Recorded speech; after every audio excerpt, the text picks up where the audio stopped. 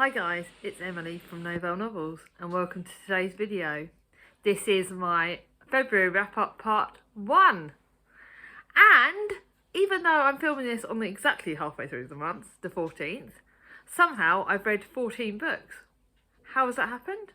I have no idea. It is Valentine's Day. I've had a manic morning. So happy belated Valentine's Day to all of you. I've had a manic morning and I've got 3 books that I'm currently reading. Technically, who knows what would have been read by the time this goes live. One book I'm starting this afternoon, so I'm kind of counting it as my currently reading. There is only one more book that was on that TBR that you would have seen, the February TBR, and that's going to be my Buddy Read with Cat from Brews and Reviews. I'm starting that the day after this video goes live. And I've got, I think 7, because I'm doing really well, I've got like 7 books to add to the TBR, which I'll show you at the end. 2 of them are from the Try Chapter tag. I am thinking, how would you guys feel about doing, I'm going to put a poll up and I'll schedule it. Would you like me to do a couple of individual reviews on a couple of these books? When we get to them, I will tell you which ones they are, but I am interested. Would you like me to start doing individual reviews? Because I don't know. I think I did them a while ago, like right at the start. I did a video of my booktube career, but I haven't done them in ages. I know that Gemma from Gemma Books does them quite a bit, and Jack does them as well. So I'm wondering if you'd like me to do that. Let me know. But enough rambling. So yes, I've read 14 books. I've got 3 more on the go. I've got already somehow got 5 stars and 1 4.5 star. And 5 4 stars. So I'm having a really good reading month. No idea how. I must be choosing better now. But let's show you the currently reading. I'm currently reading Persuasion by Jane Austen. I am still having that classic slump. I'm still not taking it in. I'm trying to read it slower, but I don't know if I'm reading enough of it each day to take it in. I still don't know if I'm skim reading, so I'm still a bit scared on the whole classics thing at the moment. But it is good. But I've got a lot more classics to carry on reading this year, and I really want to connect back with them. So, fingers crossed. Maybe I need to read it when I've not got children around and I'm not rushing around. Now, it's the book that I started last night, which I cannot wait to carry on. This is 30 Days in Paris by Veronica Henry. I wanted to be reading it on Valentine's Day because it's pink, and I do like my pink books. I'm going to aim to get to halfway through it tonight, and it is really good. It's got 2 timelines, so once in the present and once in the 1990s, I think. And this is Juliet, who is going back to where in the 1990s, she was there as a single person, and she was met, I get the impression she met someone. 1990, is the past timeline. So I'm still counting as contemporary, and the present timeline is obviously now, when she's like, I think in her early 50s, and she is starting to, like, her children have just flown the nest and things like that, and it's really, really good. I think this one's got a really good potential. It's about the whole empty nest syndrome. I'm lucky I've got a while till that, because Thomas is only 8, nearly 9. But yeah, when she's hit a point in her life where things have changed and she goes back to Paris. Paris is the one place I dream of going, as you well know. So I'm looking forward to reading that, carrying on with that today. Then I'm starting today Tipping the Velvet by Sarah Waters. It's my favourite Sarah Waters book. I think this is the FOMO book club book. I'm really hoping it is, because I'm now panicking that it isn't. This is a long book, so it's like 400, nearly 500 pages. But I think once I sit down to read this, because the typesetting is not too small, once I sit down to read this, I'm not going to want to put it down. So I'm aiming to this afternoon get a big chunk of that done. But I love Tipping the Velvet. It's one of my favourite books ever. It is my favourite Sarah Waters book. It's the only one I've ever actually kept of hers. And it is my favourite book by far, so I can't wait to get back into that today. And I'm listening to on audiobook, because I know you guys are enjoying hearing about that. I'm listening to Oversharing by Jane Fallon. It's a nice, cosy contemporary. I'm really enjoying it. I've got a audiobook planned for March now, so I'm really looking forward to telling you that. I'll tell you that on my TBR. I think I'm actually going to share that. But those are the books that I'm currently reading. I'm going to show you the books I've read. Having a bit of my non-fiction book was just not for me. It's Everything I know about love by Dolly Alderton. I know a lot of people rated this higher, but it just wasn't for me. It was 3 stars. It was probably my lowest rating book of the month, but it wasn't a bad book. This person is in a very different plane. at the time this was written, Dolly Alderton was at a very different place in her life to me now. And it talks about her finding love as a youngster and being young, and a lot of the dynamics in it is the young and lessons about love and stuff like that. And it's just not for me. So I'm not. I liked Ghost by Dolly Alderton, but I don't think she's necessarily a me author. So I think I'm done now. That was okay. Then a book that I hoped I would like more, because I know Paige Toon loves this author, and that's The Night We Met by Zoe Forbeck. And this is a heartbreaker. There is a lot, obviously we go into this, and right at the start of the book, the couple, Daniel and Olivia, were destined to be together, but she has cancer and she's dying. So you know that. And she wants Daniel to write their story for their children, which I think is a really lovely idea. I think it's a really, really lovely idea. So you hear their story, and you hear it going backwards and forwards to their past, of their timelines, to the current day, and it is heartbreaking. The cancer storyline is absolutely soul destroying. It is nice written, but it wasn't like it's amazing. I think maybe it was just too heartbreaking for me with cancer stuff. And sleep's getting in this video, so this is typical, isn't it? Now to my biggest book on my TBR challenge. You know, I'm doing a big book every month, either over 1 month or over 2 months. The one for this month was Grown Ups by Marion Keyes. I rated this 3.5 stars, just like The Night We Met.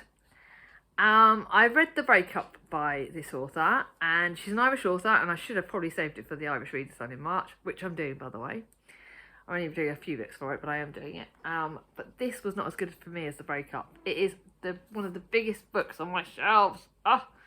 This cat is driving me crazy today. Right, so it is over 600 pages, and it's about a family dynamics, and it is good. It's got a lot of the Johnny Casey and his two brothers, Ed and Liam, and I hated one of the brothers. I loved one of the others, and then one of the third brother, one of the other there was one that was right in the middle, and the couples. This has some triggers, and please, please, please, ask me if you want to know what the triggers are. I know people don't like being spoiled by the triggers, so I will not say them on here. But there are some triggers in this book, so please, please, please check with me before you read this if you need to know what the triggers are, because I do not want to spoil the book. But I want to warn people, because I don't want them going into this with their eyes closed, because some people would find that hard. And you've got the couples, and you've got a young couple in it, and yeah, it's a good book. But the triggers for me I found quite hard. I found some of the characters I hated.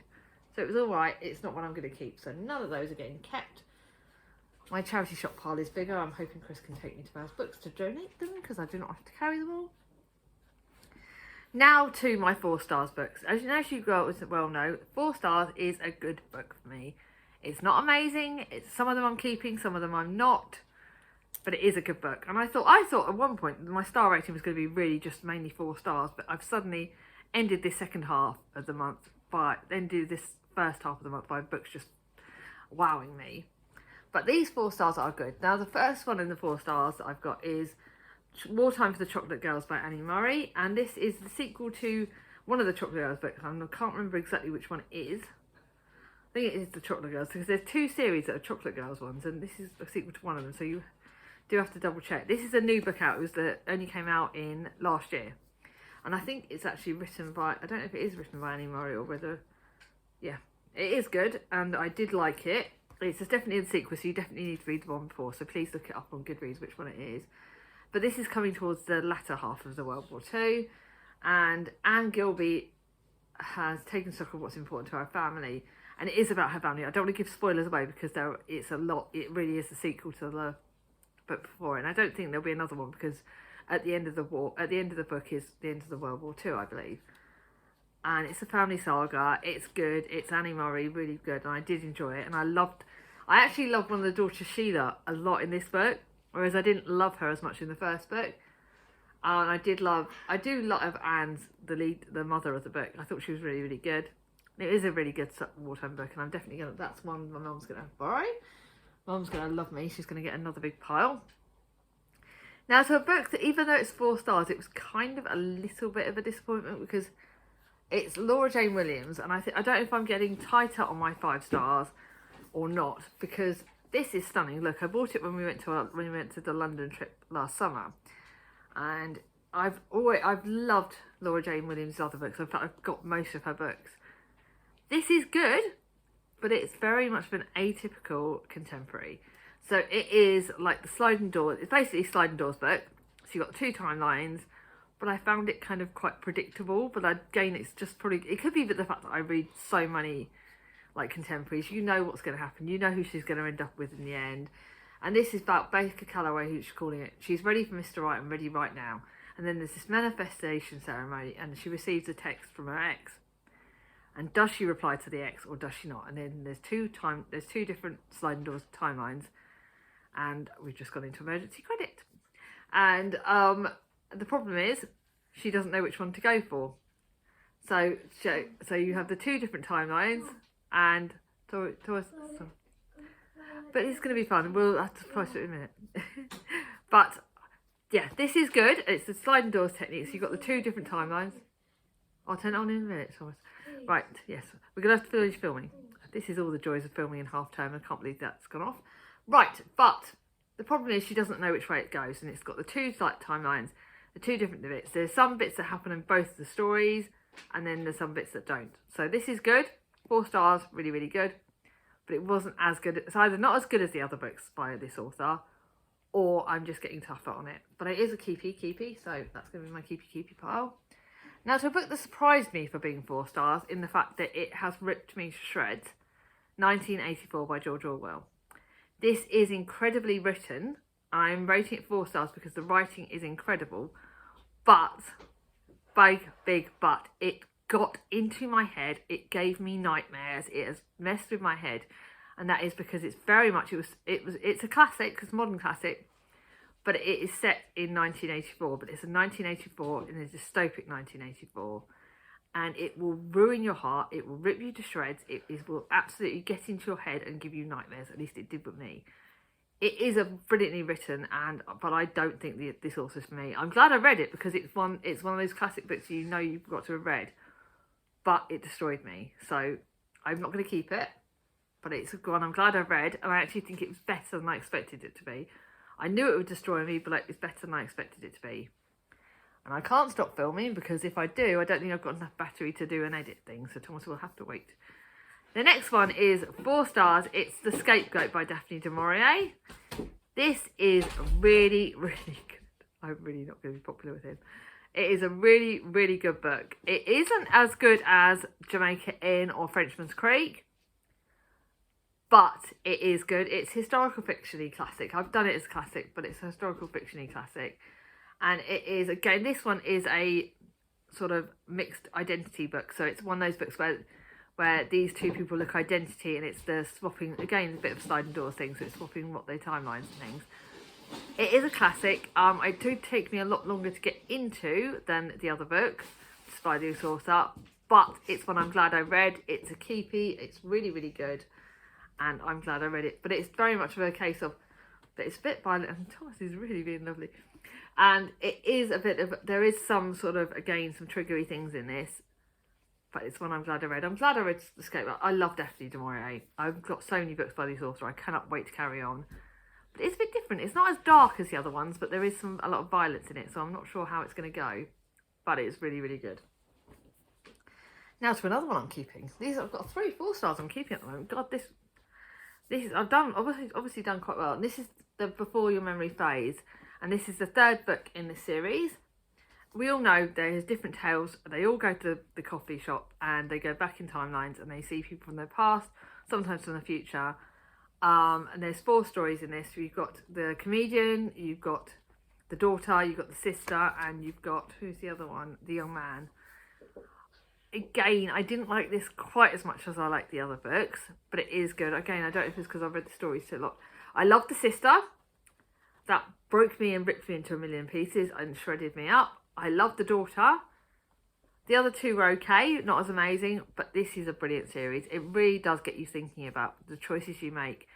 Could you go back to, what would you say if you could go back to see the people you've loved and lost? It really does. It always makes me think of my dad and my nan. And again, I had night dreams about them after reading it. But yeah, not quite as good as the other ones, but it was really, really good still. Now to my 4.5 star, and another one I'm going to keep, and this is The Maid by Nina Prose. And this surprised me. It's 4.5 stars, but it's nearly a 5 because I don't really rate mysteries and thrillers 5 stars. But oh my god, I want to read The Guest. I really am. It's killing me not to buy The Guest from Waterstones and get the matching hardcover, because it is just, oh my god, if anyone wants to get me that, yeah, it's another thing I really, really want, because this was beautiful. It was an amazing book.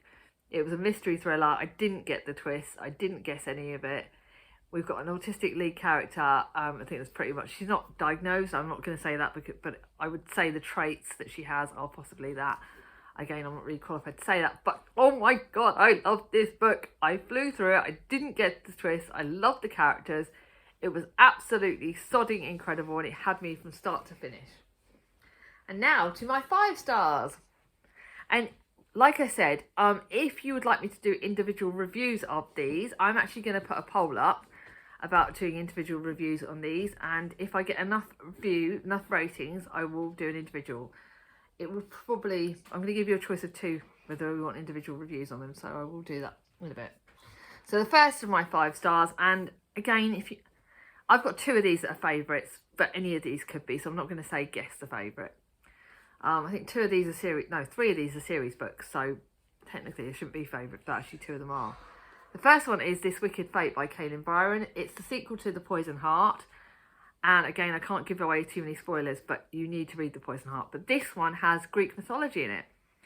It follows on exactly at the end of The Poison Heart, and you have to read that before you read this. I bought this full price, and oh my god, I am getting, if there's any more books by this, I'm getting her, she's got another retelling that's coming out this year. I'll get it hardback, paperback, almost buy it full price, because I have never ever not liked one of this author's books. This is fantasy, historical fiction, Greek mythology, everything I love, YA, not too long, absolutely flipping perfect. This is better than The Wicked Fate. And this is one of the best books I think I've read. This is going as one of my favourites of the year. I absolutely loved it. If you like Greek mythology, if you love all of what I've just said, get this book. Yeah, the next one is Black Butterflies by Priscilla Morris. Again, I've got a lot of Keefy books here. This one we all know about because it was shortlisted for the Women's Prize last year, and to me it could have won. It is set in 1992 in Sarajevo, and it is done, I think it's first person narrative. And that's done really, really well. It does talk quite a lot about the war. I'm young enough to remember this war pretty well. Old enough to remember, sorry, the war pretty well. But it's the first time I've read it set in Sarajevo, because obviously I remember how it kind of affected us here.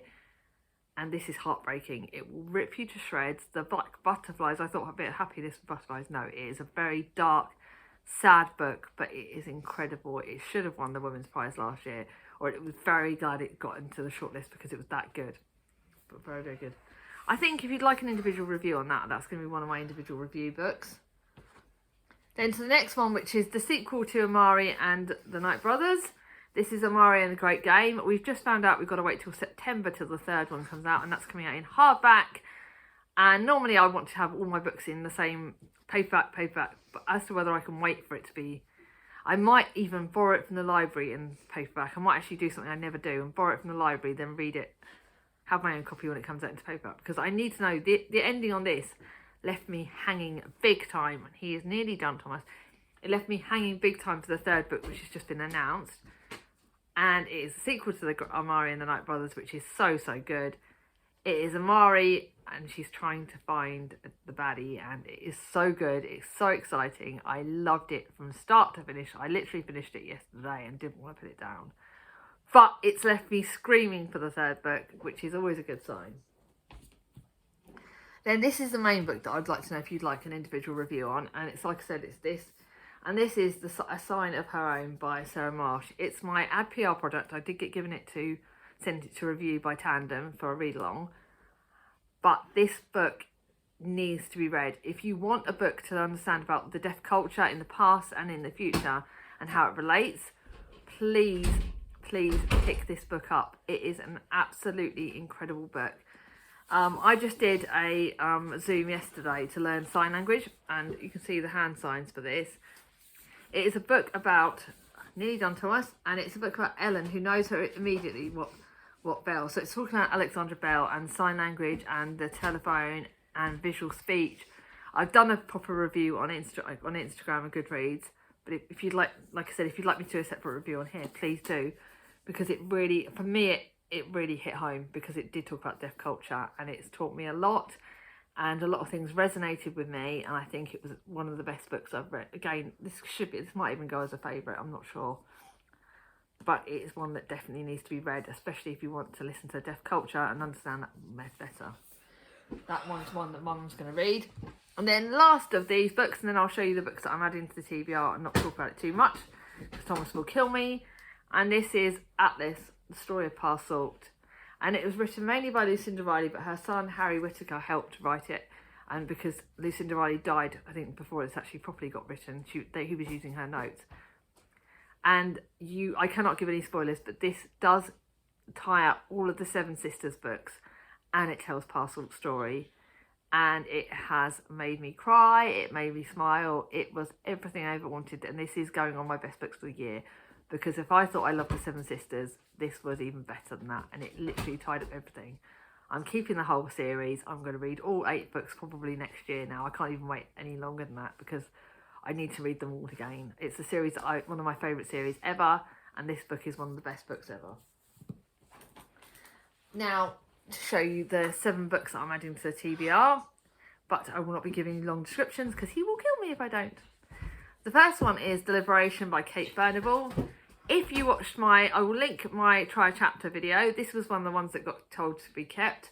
It's World War II. It's set in Naples, and then the streets of Naples. It's the bomb streets of Naples. It looks absolutely incredible. I'm getting demonised by my son at the moment. It looks incredible. It's Kate Furnivall. I've been a bit hit and miss with this author, but I know someone loved this. I know Andrea loved it, so I'm going to really have high hopes for that. Then the other one that won that, and that is The Truths and Triumphs of Grace Atherton. I'm hoping I like this. This was probably not as good as the other one, but I'm starting where I finished on my try chapter. It has got the cheating trope in it, so I'm wondering how well I'm going to do. I'm kind of thinking maybe I shouldn't have kept this, but I'm going to give it a go, read a bit more. I think if I get to about 50 pages and I don't connect, then I will DNF it. Then a few more books to talk about, not too many. I will not be talking too much because I will get killed. The first one is The Things We Cherished by Pam Jenoff. Pam Jenoff wrote, I believe, The Lilac Girls. And this is written before The Lilac Girls, I believe.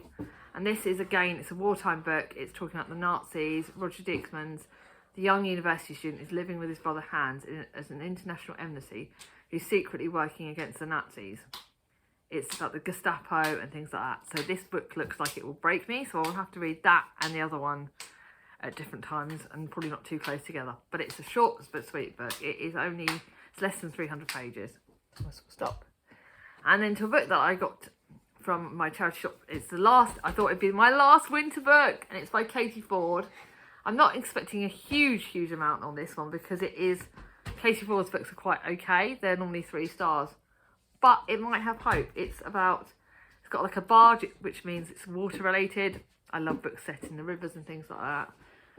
I'm tired of working for other people. May, Sally and Harriet have decided to set up their own business. Soon May finds she can afford the mooring fees for her beloved narrowboat, the Rose Revised. And that's set along that. So I really think it's a good contemporary. It's not long. It's quite long. It's just over 400 pages. But it does look good. The next one is The Lucky List by Rachel Lippincott. Its leading character, Emily. It's lucky. Emily has always been lucky. I don't think I am. Although I've got two gorgeous kids and a gorgeous cat. Right now my son's not liking me, but I'm kind of lucky in my own way. I bring luck out of it.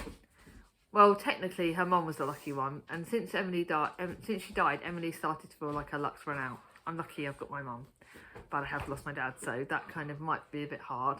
So when Emily finds her mum's senior year bucket list, she finds 12 ways to feel close to her again. But if she wants to check everything off, she needs the help in the form of Blake. This does look good. I've loved this author's work, but I know it's a YA book that will possibly break me into pieces. But it does look really good. The next one is the one I'm reading because it's inspired by the lovely Chatty, because I know Chatty's reading it, and I know my sister Charlie's loved it. This is Homegoing by Yaganassi.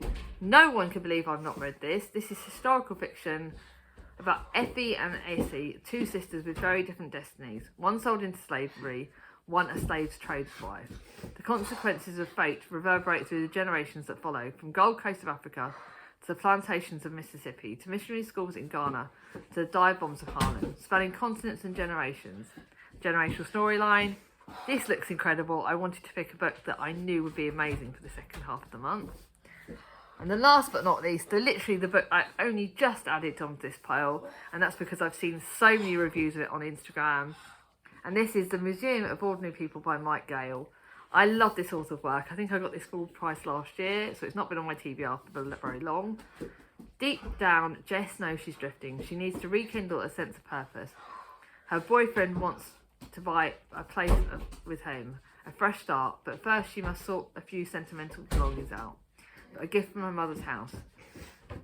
Her friend tells her of the Museum of Ordinary People, the place that keeps beloved items from everyday's lives. It sounds perfect, and it is. I am intrigued by this. I'm excited by this. It looks incredible. I cannot wait to read it. I don't know which order I'm going to read these in. But yeah, those are the books I've added to this TBR. I'm about to go and get shot by my son and sort the electric out. But which books of those 7 do you think I should prioritise? Tell me what you've been reading this month. I'd love to hear.